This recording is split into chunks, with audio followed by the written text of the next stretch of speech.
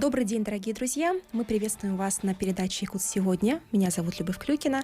Я являюсь директором благотворительного фонда «Харысхал» и по совместительству волонтерю на радио ТТИМ.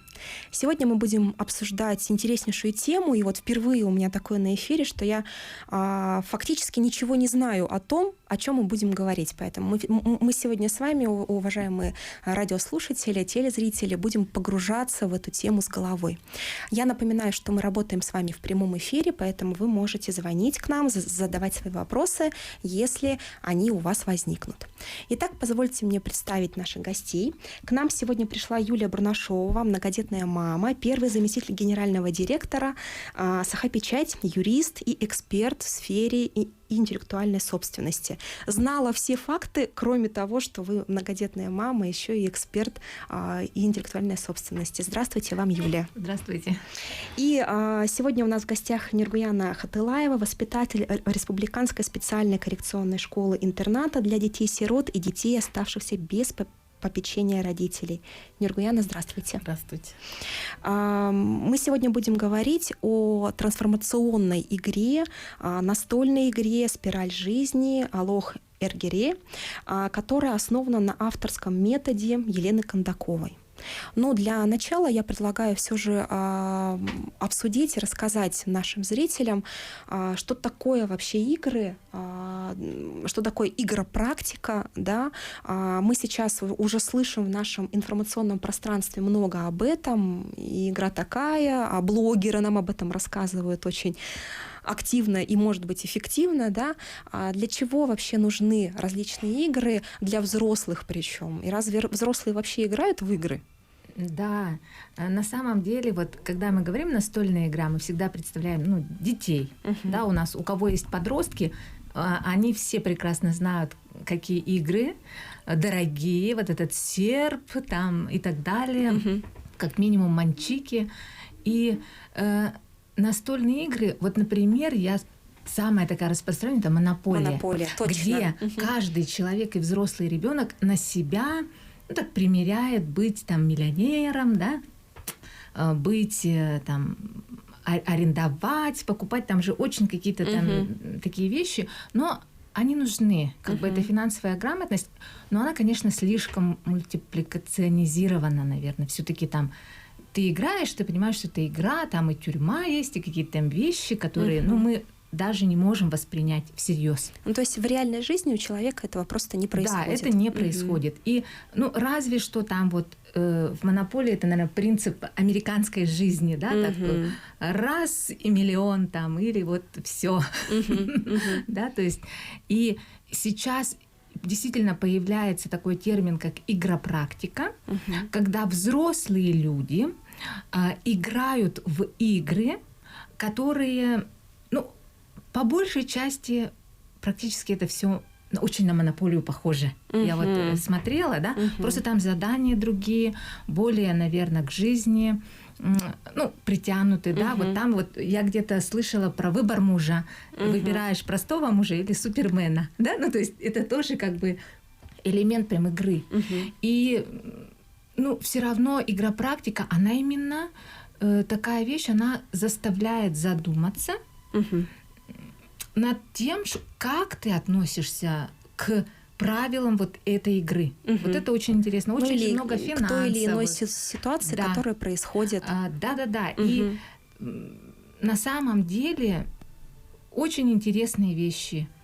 Там вот люди вот ходят, там прямо кружки, они играют. Вот по Роберту Кийосаки были, да, игры, я слышала, но сама не играла, но там действительно, наверное, какой-то еще навык вырабатывается. Навык вот считать, копить, то есть или ты копишь, или вкладываешь. Игра не только как развлечение временное, не только метод провести время, как монополия, но может использоваться несколько шире. Да. Вот мне вот нравится, что там ты именно примеряешь на себя. Вот как бы мы понимаем, что это игра, но примерить уже можно, да, просто мы не можем нарядиться, пойти в магазин, сказать, я вот директор, да, в игре ты спокойно можешь, тем более, если рядом с тобой... Я директор, это мой магазин. Да, это мой магазин, я играю. Я его себе использую. Ага, то есть получается, что у нас в республике есть некое сообщество игропрактиков, разработчиков игр, или нет? Нет, на самом деле вот сам термин игропрактика, он такой, ну вот российского масштаба, даже, наверное, международного, да, какого, схож с чем-то с коучингом. Вот есть, да, коучи, у них есть... Давайте для зрителей поясним, кто такие коучи. Ну, я так думаю, что подавляющее большинство понимает, о чем мы говорим, но все же, кто такой коуч? Да, это человек, который становится тренером для там, компаний, для... Ну, обычно для предпринимателей, для людей, которые хотят расти. Да? То есть бывает так, что у нас во взрослой жизни нет учителя, классного руководителя, воспитателя, который будет вот говорить, я это не сделал, где домашка. И люди прямо специально идут к человеку, который вот будет их заставлять что-то делать, открывать глаза, там, как-то... Вести за руку, чему-то в какой-то степени. И если мы говорим о коучинге, в принципе, это, конечно, тоже большая такая тема. И одним из инструментов бывают вот такие вот игры. То есть и финансовые, и психологические, там, ну, они разные на самом деле. Там есть и какие-то и эзотерические, наверное, много там, еще там какие-то. Но именно они заставляют посмотреть на себя со стороны. Вот такие вот игры. На себя со стороны посмотреть. Что ты думаешь об этой ситуации? Как ведут себя другие люди рядом с тобой? Хотят они помочь? Ну вот касаемо нашей игры, да, то есть, например, прямо развивает внимательность. Потому что мы, например, я вот по себе сужу, да? Играешь, и потом понимаешь, я не умею просить помощи. Ага.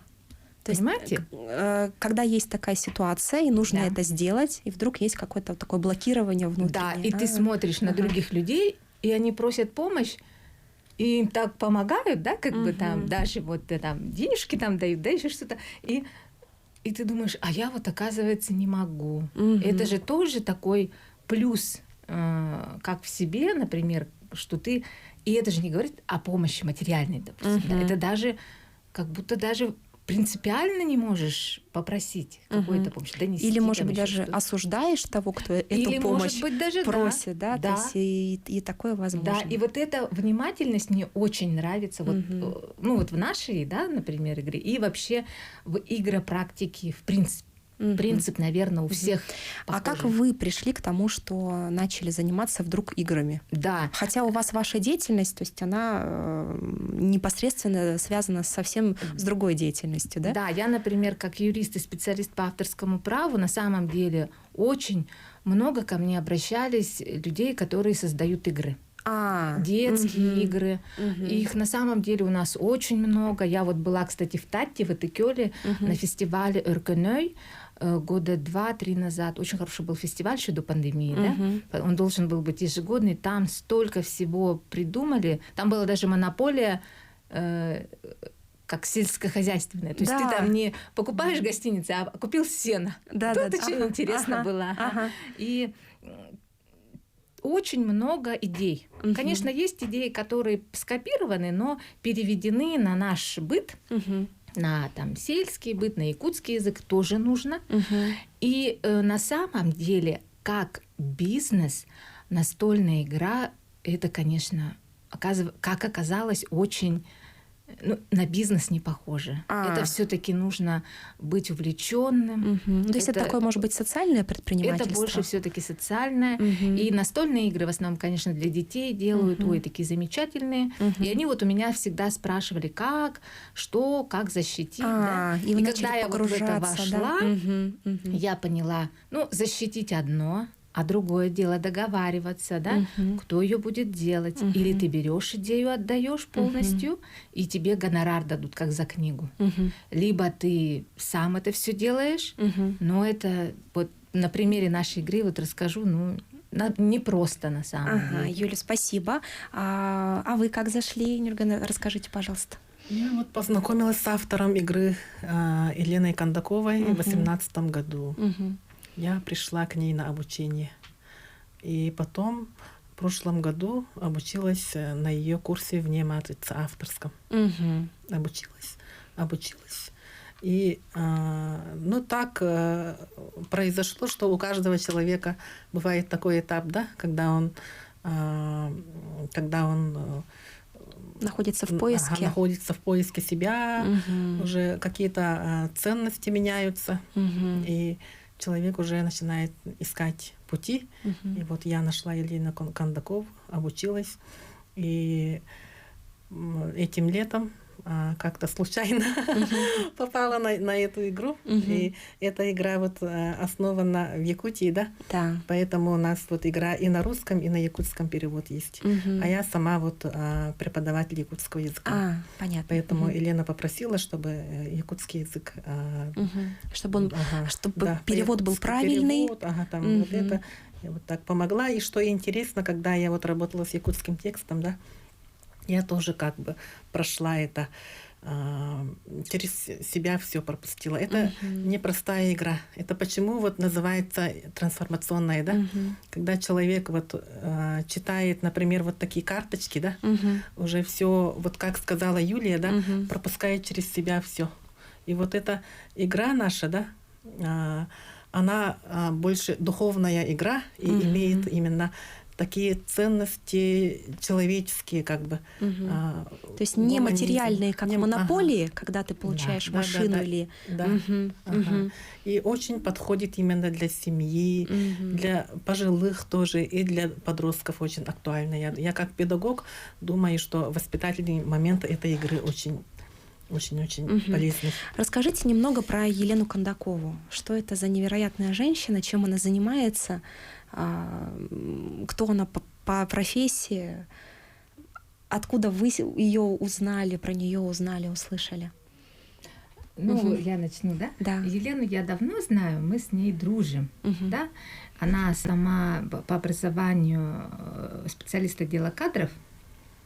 Вот я не помню, мы работали долгое время, она была обычным офисным клерком, да, как обычный человек, и училась тоже вот разным интересностям, да, скажем, и все-таки человек, прошел такой путь свой, тоже трансформировался, я считаю, мы начинаем уходить на перерыв, продолжим. Про Елену узнаем после перерыва. Спасибо.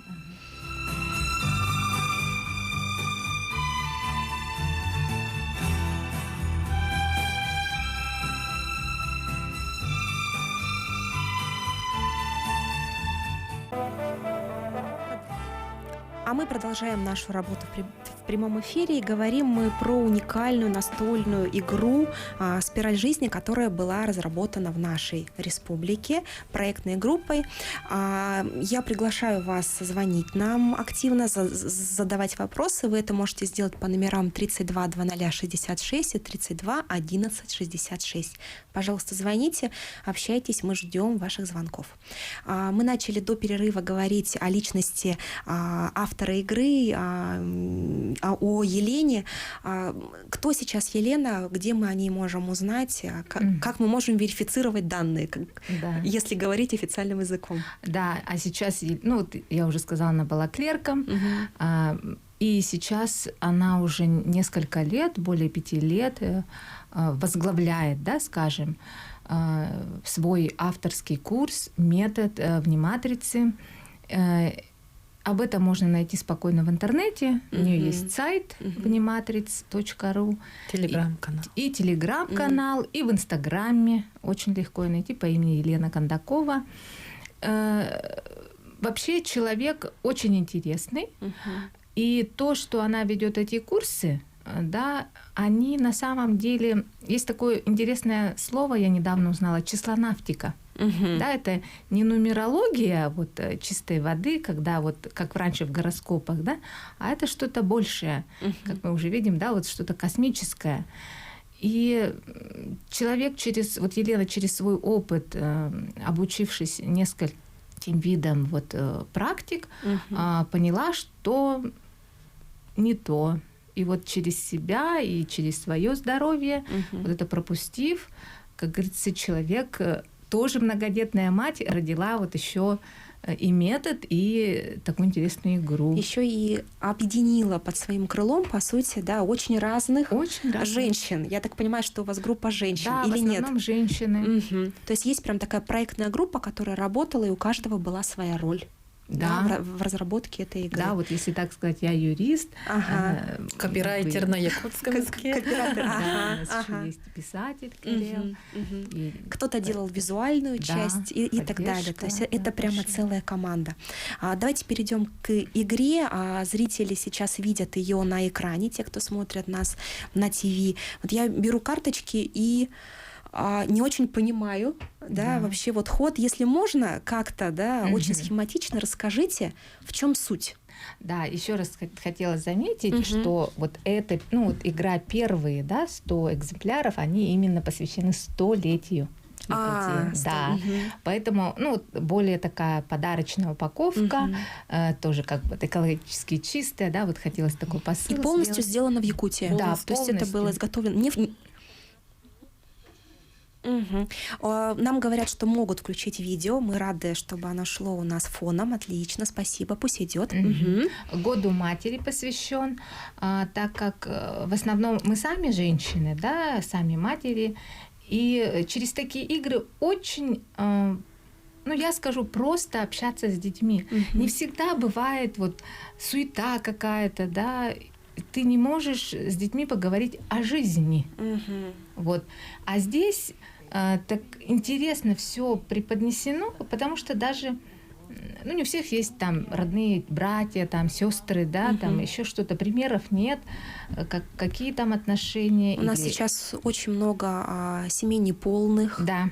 Когда нет папы в семье, да, и дети могут не понимать, что такое, если присутствует в семье или отец. Не знаю, откуда большое количество многопоколенных семей все меньше и меньше. И здесь вот можно спокойно об этом говорить, что и так бывает, и так. И вот какие-то карточки посмотрим. Жизненно. Тут нету какого-то дикого экстрима, да, то есть как в «Монополии», там, как в других играх. И Нюргуяна сейчас немного правила расскажет как раз вот по карточкам. Да. Очень интересно. Вот вы сказали, например, неполные семьи много, да? Например, тут такая карточка как раз есть, да? Ситуация такая. Ты узнал, что у твоего отца есть ребенок на стороне. И ты обиделся на папу, не разговариваешь, не общаешься с ним. Сделай шаг, 2 шага назад. И как видите, вот наши вот они герои. Поле игры, да, оно как спираль идет, и мы его как бы разделяем на 4 части, верхние и нижние. И как вот жизнь человека, да, она циклична, как и в природе, например. Весна, лето, осень, зима. Вот так все идет, и ситуации тоже бывают разные. Разные сложности, могут быть полеты, могут успех, и как могут быть падения. Да, падения, и как человек относится к этим, да. Вот это самое важное. Как человек принимает себя, например, не как жертва, а как творец. Вот тогда дальше продолжим вот с этим примером. Тогда ребенок отходит на 2 шага. И далее? На 2 шага, и там стоит, и он уже, когда он, например, примеряет себе ситуацию, да, он уже осознает, самое интересное, может осознавать. Да, одна и та же ситуация, она, видите, внизу и наверху, да, то есть вот у нас как в поле, то есть одна и та же ситуация, и тут примеры, как к этому можно относиться. То есть или ты осуждаешь отца, или ты, подумал, жизнь такова, да, или прямо хочешь общаться. Да, порадовался, ура, я не один, да, например. То есть и тут вот как раз видно, когда ты идешь шаг вперед, значит, вот как оказывается ну, не надо воспринимать, а к чему ведет то или иное отношение. Ага. Поэтому вот то, что в карточке 4, да, как бы исхода. Ага. Это как бы плюсовые, да, и Да. минусовые. А, И есть вот две карточки, да, махтал судьба и Да. таптал карма. Это таптал карма, это когда вот отношения между людьми, как бы больше там эмоций, разочарования, обиды или наоборот благодарность, любовь. А есть вот карточки махтал судьба, это больше энергия. Ну, как бы то, это что происходит. материальное, да. Мгм. Это происходит, но не зависит от человека. Например, тебя уволили с работы, сделай шаг назад. Мгм. В этот момент человек, например, задумывается. Мгм. То есть, что Делает было паузу. бы, если бы я был Ага. вот в этой ситуации, да? Например. А при этом нужно проговаривать, что я чувствую?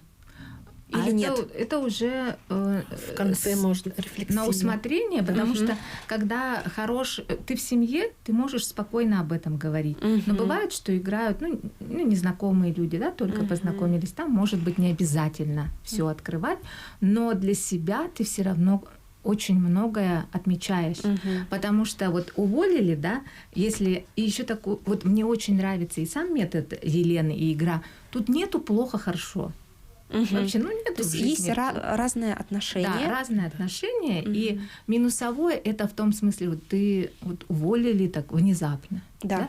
А вот если ты находишься наверху, и выходит эта карточка, ты уволили тебя, но по соглашению сторон, да, я как юрист Да-да-да. с выплатами, там, Ага. со всем этим И причитанием. наоборот, решил, значит, например, я- уволили, и у тебя открывается новый Второе путь. дыхание, да-да-да. Наоборот, как Сразу бы пригласили, на да? развитие идешь, может, свое дело создаешь или Ага. что такое. Так, с какого возраста можно в нее играть? Ну, с возраста, Есть когда ограничения? читать начинают. А, Уже да? умеешь читать, там, Мгм. 10 лет спокойно. Ну, то есть и ситуации, они адаптированы Да. под психологию, под психику Тут вот ребенка. в том-то и дело, вот что хорошо, тут нету каких-то таких, очень каких-то личных, да, взрослых вопросов. Ну, то есть, к примеру, прошу прощения, сразу вот мне пришло в голову тема аборта, например. Есть она в игре? Нет. Если нет, да? То есть там, то есть такое, что ребенок может увидеть, в том числе по телевизору какие-то ситуации, или узнать о том, что что-то произошло с соседями, да, например. Да, то есть он. Мгм. Мгм. Например, ты подобрал котенка Мгм. бездомного. Мгм. Сделай 2 шага вперед. Мгм. Например. Или ты нашел велосипед и забрал его. Сделай 2 шага назад. Ты не решил искать, чей это хозяин. Ага. Да? То есть такие вот вещи А интересные. карточки делятся на взрослых, Нет. на взрослые и детские? Нет, они Потому что абсолютно телефон универсальные. и велосипед может найти и взрослый, и Ага, ага, ага. Я вижу, что сами фигурки, они выполнены в национальном стиле. Это очень красивые такие прямо фигурки в костюмах. Такая игра будет всегда? Нет, вот это специальный выпуск, скажем так, да, он самый первый, посвященный именно столетию Якутии. И самое интересное, что тут играют все персонажи. Ага. Да, то есть мы когда начинаем игру, Ага. мы, во-первых, смотрим вот видео, которое мы сейчас посмотрели, да, это вот сама как сказка, как душа приходит. То есть там нет такого, что вот родителей мы не выбираем, да, виноваты, у нас же, любят, да, винить всех. Есть такое, да. А тут видно, что душа сама выбрала эту землю, да, там как бы вот родителей, сперва отца, потом маму, и сама выбрала, что она хочет прожить, и она начинает эту жизнь, и мы выбираем вот эти карточки персонажей, чтобы, знаете, все-таки люди. Ну, случайным образом. Да, То есть мы их случайным просто образом. вытаскиваем. Давайте я сейчас Да. выберу кого-нибудь. И вот вы будете с или вашего- молодым человеком, С вашего или позволения, да, я сейчас девушкой. выберу себе. Я молодой человек. Вот, Меня видите? зовут Дайду. Вот, видите, меня кого зовут хорошенькие. Дайду. Да, и он, кстати говоря, очень красиво отрисованные персонажи. Они прям такие Да. очень вдохновляющие, я бы даже сказала. Да. То есть и я уже не как Любовь участвую Да. в этой игре, а как вот этот мальчик. Да, потому что, знаете, все-таки игра трансформационная, да, Мгм. и когда ты регулярно играешь, это очень интересно. попадаются прямо твои же ситуации. Вот мы играли, девушки, попалась, ты приехала из Москвы в Якутск на автомобиле, потратила много на бензин, да, отдай денежки. И она такая говорит, ой, я, говорит, же приехала, да? Потратила. И, как бы случайности. Но мы понимаем, что это не случайно, да, все-таки игра не просто игра, но элемент игры должен быть, чтобы люди сильно не воспринимали. И когда игра идет с ведущим, то там действительно и запрос можно сделать. То есть можно и с ведущим, да, и можно и без... Без ведущего вот есть правила, тут все на самом деле написано. А ведущий — это человек, вот, как мы, да, люди более, скажем, опытные, которые прошли обучение на ведущего, они вот могут что-то подсказать. Прям вот подсказать, что вот не вот подумал ли ты, почему у тебя вот 9 розовых и всего 2 синие, да? Или почему у тебя больше вот таких карточек? То есть это очень интересно. И когда вот в этой карточке еще есть характер. Здесь есть описание. И когда вот мне вот почему нравится, да, когда ты читаешь... Мы снова уходим на перерыв, да, посмотрим про характер после перерыва, а мы напоминаем, что нам можно звонить. Ждем от вас звонки. Спасибо.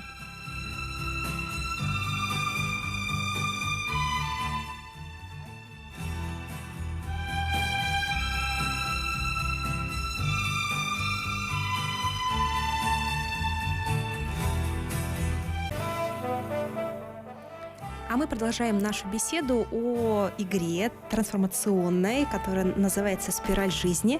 И мы до этого говорили о правилах игры, о том, что каждый себе выбирает, можно я так назову, аватара. Это мой аватар, да, мы решили, как что раз это... так и называем. Да, что это парень Дайду, и оказывается, здесь у него еще и прописаны качества его характера, и какая у него профессия. Ну так вот, Дайду — это специалист в сфере IT-технологий.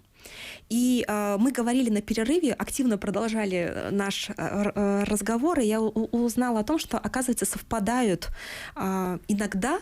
Бывает, что человек, который играет, у него совпадает характер. Вот я сейчас здесь читаю, представьте, вот так вот взгляд бросаю и читаю. Создавать вокруг себя теплую атмосферу. Но это же ведь, мне кажется, не только про Дайду. Да.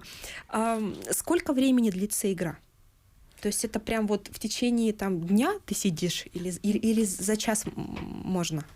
Игра длится примерно 3 часа. 2-3 часа. И вот играют 5 человек. Ну, может, даже 2 человека может играть. Даже одному можно играть. Да. Чтобы самим собой как бы. И... В каждой игре всегда есть проигравший и победитель. Здесь есть такая история? Здесь нету. Здесь, например, каждый выигрывает. Например, те, у кого есть много карточек судьбы, он самый осознанный. А у кого есть много книжек, самый умный. Кто перерождается, он самая молодая душа. Или у кого много сердечек, самый милосердный. Вот так. То есть мы можем посмотреть второе видео, которое будет идти фоном, а мы продолжаем нашу беседу. Здесь, видимо, презентация игры как раз, проходила в какой-то период смарт-библиотеки. Я смотрю, это было в этом году. Да? 2 августа. 2 августа вы ее презентовали. Она совсем свеженькая, еще младенец, можно так сказать.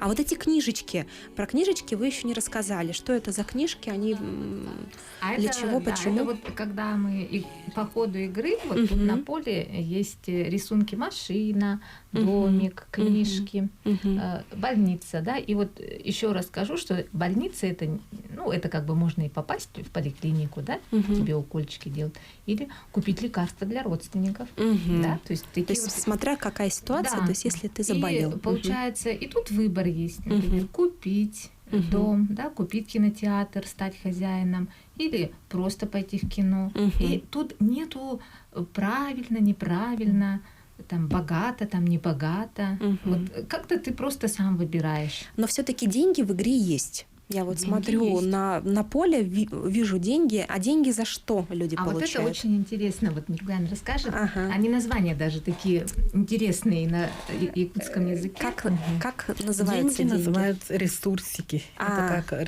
ресурсы для жизни, да? Ага. И каждому вот эта игра наша, вот первый этап игры, да? Мгм. Первая часть. И тут одинаково всем дается по 10 ресурсиков.